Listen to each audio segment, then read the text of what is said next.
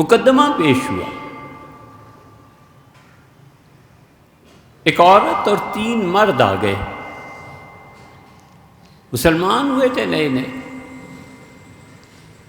تو اس سے کہا سیدنا علی رضی اللہ عنہ سے کہ علی،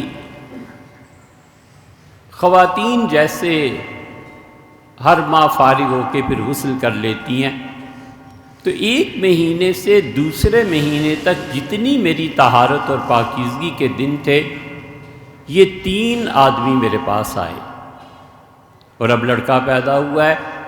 اور یہ تینوں دعوے دار ہیں اس کے کہ بیٹا ہمارا ہے،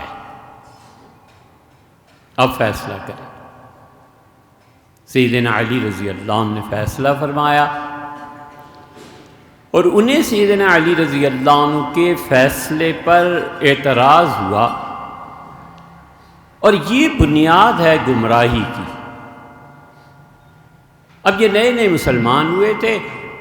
کہنے لگے علی کا فیصلہ نہیں مانتے،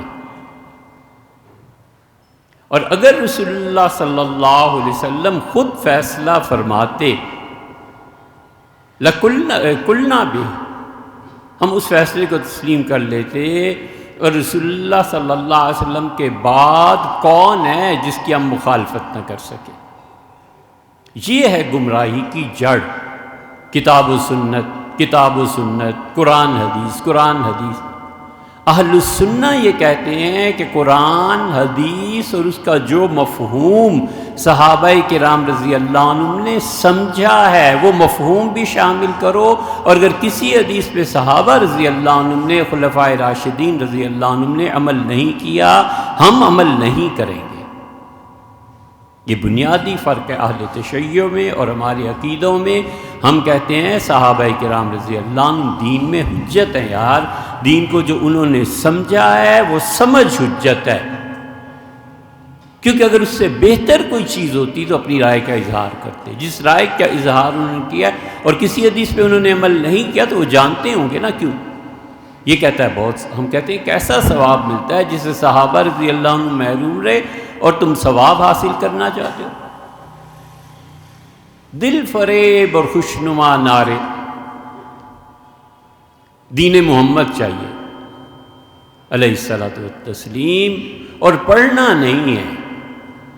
کسی عقل مند کی مجلس میں بیٹھنا نہیں ہے، اور صفر